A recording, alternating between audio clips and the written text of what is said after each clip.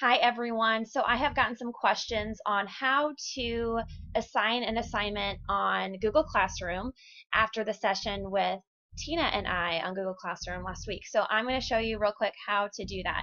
So right now I am in my Google Classroom for my homeroom. So to show you how I got there, I'm going to go back. So here are my classes.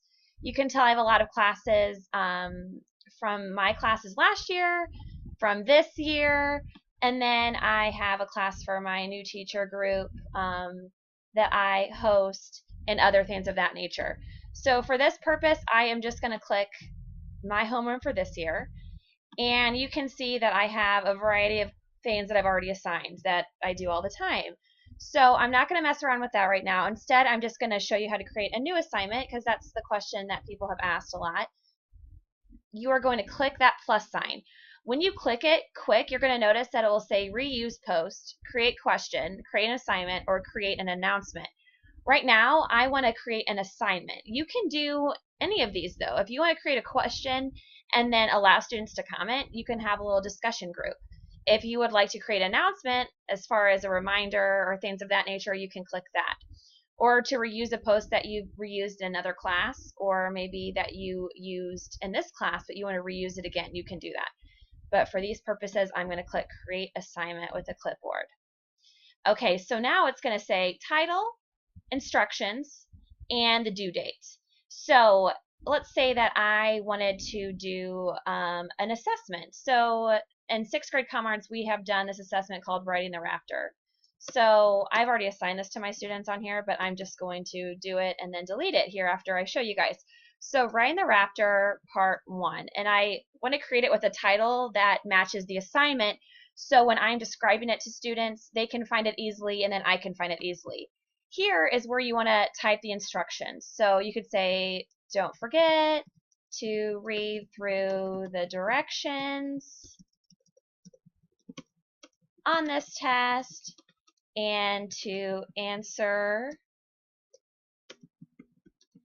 all questions completely. Good luck. Usually I'm more thorough with what I say, but in this case, for demonstration, I'm just going to put that.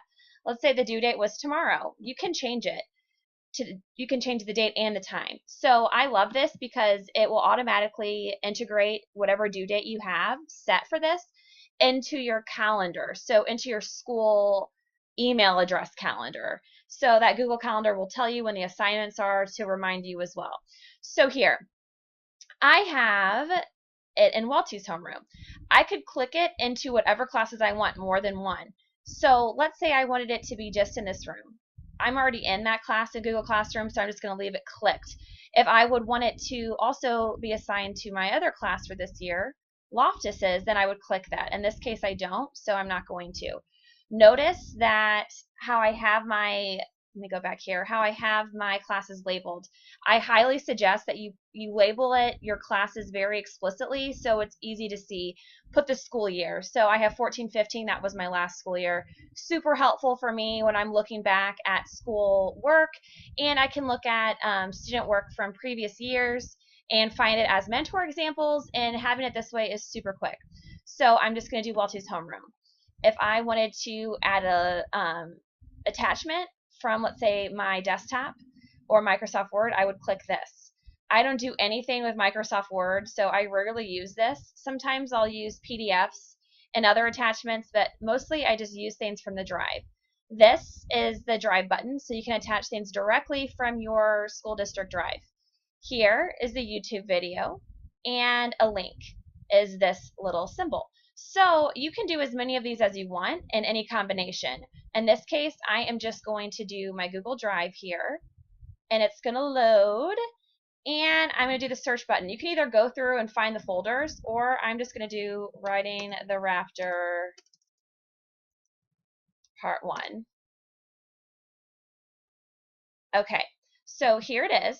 I'm going to add it, and you'll notice it's already here. Okay, so here I have this little drop-down menu.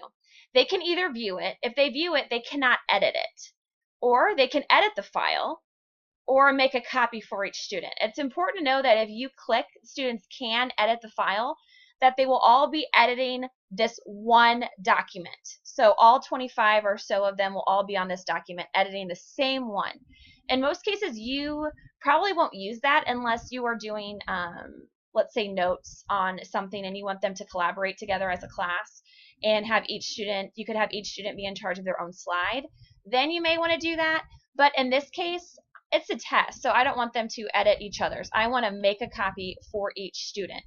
So when I make a copy for each student, it will automatically, when I click assign, anyone who's already in this class will get this document.